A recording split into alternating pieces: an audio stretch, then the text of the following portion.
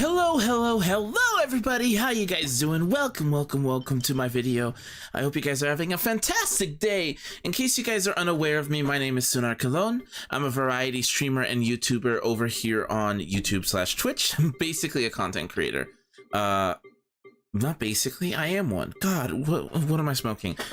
You're probably wondering what this video is and what justifies it. I made a video about this a while back, but I wasn't really too happy with the format, so I decided to make something a little bit more scripted and constructed, because when I first made the Spiral Abyss video, I was admittedly very...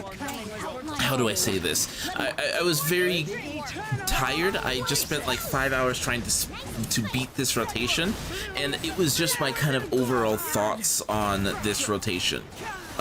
Spoiler alert, I really like this rotation, but now I'm going to try something a little bit more constructed and scripted, and let's see where things go from there. I don't usually make content like this, but I really want to start making more content like this, so maybe after every single patch when a new Spiral Abyss rotates in, I'll have my closing thoughts and what I liked and disliked about it, that sort of thing. But without further ado, let's get started. First things first, the first thing I want to address is patch 3.5 in general. Especially after patch 3.4, I honestly thought this was probably one of the weaker patches. This is definitely a filler patch, there's not really much going on. Yeah, we have the Windbloom Festival, but I'm gonna be honest, I first of all thought it was very boring.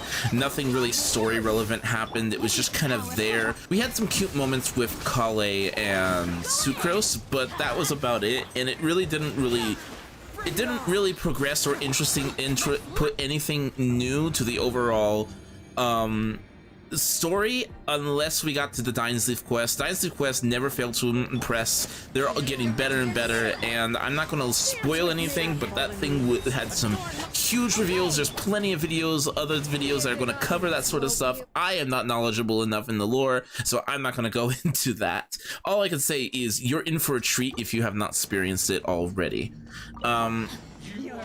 So Spiral Abyss, moving on to that. Spiral Abyss in Genshin has been a hit or miss. Depending on who you are in the community and what type of player you are, you're either going to love it or you're going to hate it. And that goes for Genshin as a whole, I like to think. Genshin is usually a very casual, friendly game. It's something very easy, it's very relaxed and down to earth. There's not really a lot of pressure to get specific units or pressure to learn certain mechanics until you get to Spiral Abyss. Spiral Abyss is the closest thing we have in Genshin as endgame content, and according to statements from Hoyo themselves, it is probably the only thing in terms of combat related that we get to endgame content as well. So up until recently, me myself included, were pretty disappointed with the Spiral Abyss. It was challenging, but it wasn't too hard. It was just kind of there for the most part, and it didn't really do anything that special. That is until we get to this Spiral Abyss. This Spiral Abyss, I still don't say it requires specific units. There are very specific teams that work and teams that don't work. For example, you're not going to take Cryo in the first half, and you're not going to take Hydro into the second half for obvious reasons, unless you really want to have a bad time. But for the most part, Dendro and Pyro and Cryo are standouts here, with other elements and elemental teams really being decently strong as well. But Pyro and Cryo are definitely the intent for this. Like, Cryo makes this Spiral Abyss, the second half, pretty dang easy up until the very last part, which I'm going to go into. So this Spiral Abyss is different than all the other ones because we usually have two different types of Spiral Abysses. No, I'm gonna go back to that. 3 different types. We have one. The first type is usually mechanics check, which is focused on how knowledgeable you are of the elemental system and how applications work, how elemental gauge works, and basically it doesn't really matter how much DPS you have, as long as you have decent elemental application and you are good at that, you're going to be fine. Then you have the grouping checks, where basically we call them like venti abysses, where you basically just have a whole bunch of mobs together, and it's all about positioning and grouping everything into one little corner so you can take them out as fast as possible. And then the third type is raw DPS checks. It doesn't matter grouping, it doesn't matter your positioning, it doesn't matter elemental application. It's just your raw, unadulterated power and your damage and how well you are. This Spiral Abyss, and what makes it so good and so difficult, is it does all three. The first chamber is a elemental application test. Yes, check. There are some mobs, but they're relatively trash mobs and time sinks. They're basically easy to take care of, especially if you know how to deal with the Pokemon that these women summon. But the real issues are the Frost Herald and the Hydro Heralds. And if you do not bring a unit that can easily get through those shields, you're in for a bad time. I tried at first with my Diluc, and that didn't really work. He didn't have enough damage to clear out the first one, so I switched to Hazo National. As you guys can see, you can check out the actual video. I'll link it in at the end of the credits or in the description of my rotation. This is going to be just my thoughts and the video in the background, so if you want to watch the video without my commentary, I'll link it there as well. But the first part is all about application, how easily you can do it. A lot of people say that the Hydro Heralds are really hard. If you bring a cryo unit or multiple cryo units, they become a joke. You basically want to prioritize one, and the other one will have to chase after you. And if you can keep them frozen, I know they have resistance to freeze, but if you can keep them frozen, you can deal a lot of damage. Just keep swirling and freezing and keep that going, and you're good. And with the Frost Herald, you just need a lot of high pyro application and you're good. And I brought Bennett and Xiangling. Bennett is broken in terms of pyro application, so is Xiangling. So I basically breezed through this. Once I switched out my Diluc party, I basically breezed through this without any effort. The second floor is a little bit more tricky. It's the Magakenki and some, I forget what they're called. I'm just gonna call them Knights for the most part.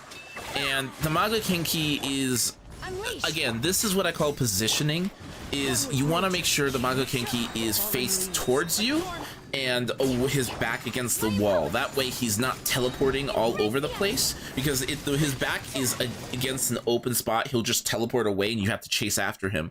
But if you keep him against the wall and fighting his front, he will teleport once behind but stay there and he won't go back. You'll see in my video, if he moves forward, he'll still move back, but because he didn't have that much space, he stays there. And that's basically the fast way you have of dealing with that. And in the second half, if you can group everything up either through Venti, Kazuha, and just keep them frozen, keep them in place, you're Gucci. They don't really have that much health. The shield guy, if you get behind him, again, positioning and deal some damage, he'll lower his shield so you can deal damage to him. He'll protect his friends at first, but otherwise you're good. At least it was for me, because I brought a freeze team, and this, as I said before, this Abyss really favors freeze teams. And finally, we have the infamous Floor 3. Floor 3 is a DPS check, hands down, not even close. If Pyro is very much a necessity, unless your damage numbers are through the roof, so that you can apply the Pyro, get through the Frost Trolls, I forget their name, sorry, shields as fast as possible, and then just nuke them down for all they're worth. The issue I had is because the Wii Note is such a time sink, I had to clear this part within a minute of time. So it is, though the pyro application was important, it wasn't as important as my overall damage, especially with how much damage these trolls did. Holy crap, I died more often against these things. I suppose you're supposed to bring Dea here so you have some off-field application at the same time and some resistance to interruption, but in general, like, I think Zhongli would be just as good. Heck, even Toma, like, for the pyro application would be awesome here, but like, they do so much damage. Like, I was actually surprised. Genshin usually doesn't have like units or characters that can one-shot you, but this floor, holy crap! Like, my health just melted. That being said, once we got to the Weena, things just kind of disappeared. All those worries about damage disappeared, which is why I prioritized my attack going up and my defense going down, because it didn't matter. All that mattered was I clear it in time. The Weena is annoying, but it's easy to predict. If you know how it moves and where it positions, you can basically predict it before it comes out and chase where it's going to be. And it has enough time of when it pops out that you can basically punish it with a few quick rotations. Nothing extravagant, and if you try to do your full combo, you're going to suffer. But it gives you time to basically gain particles, so when you burst it down. An animal unit, a bow unit, anything that can swirl during its big attack to knock it down is great. And you primarily want one elemental team, or a team that primarily applies one element. Again, Ayaka Frost is what I used. And when it's down, just go ham. Unload all your resources, everything. You want to basically burst through at least half its health before the end of the rotation. And if you don't, you're probably not gonna clear it. So you wanna, it'll be like 2 rotations before you can clear it. That's how long it took me, but you really want to, through nuking it when it gets knocked down, deal at least half of its health and damage, so you can do the same thing over again in the second part when it finally does. The annoying thing about this boss is that you can get unlucky, and it can do the wrong attacks at the wrong point, and you're going to have to try again. And because it's on the second half, you have to go through the frost trolls all over again. So that's the most annoying part of this floor, and it's the hardest. Now, what I liked about the Spiral Abyss is, one, floor 11 is legitimately an easier version of floor 12. It's there to teach you and prepare you for floor 12. It even requires similar team comps to what you're going to be using in floor 12. I used a Pyro team and a Frost team just to test that out, and it worked perfectly. It worked marvelously. Ayaka dealt with the Hydro Cube so easily. And I liked that it was actually challenging, and there was actually mechanics that I had to worry about. Like in floor, as I said, in floor 2, I had to focus on. In floor 1, it was I had to focus on how much application I was doing. In floor 2, I had to focus on where I was going and how I was positioned, who I was facing, where they were facing, etc. And in 3, it's just a straight-on DPS check. So I had to adjust my strategies with bearing in mind that team. And I'll go into team building in general, but a lot of people say Genshin is not a very strategic game. I disagree. I think a lot of the strategy comes before the actual fight. Putting teams together, seeing what works, what doesn't work, what weapons, what artifacts, what teammates, what party members. A lot of that is done before the actual fight, and so when you get into the actual fight, a lot of the strategy is already done. But a lot of the strategy is done before you actually enter the Spiral Abyss. This time, it's a little bit of both, and I really like it. I do have concerns about this, though. The last Spiral Abyss was actually decently difficult. This one is significantly harder, and I'm worried that if we keep scaling up, what happens if we keep scaling up? I do not think every Spiral Abyss should be this difficult, but it's really good to have this level of difficulty for the players like myself, theory crafters, min-maxers, people who have beaten the game and have fully decked out characters, because I'm going to be honest, I am AR60 with multiple Abyss level team, and I just can't use a lot of parties in the overworld anymore, and I actively have to nerf myself, because otherwise I just clear things so fast that it is actually boring. Spiral Abyss is the only level of challenge I have in this game, but this is like Dark Souls level difficult. I hate using that term because not everything hard is have to be compared to Dark Souls, but this was hard.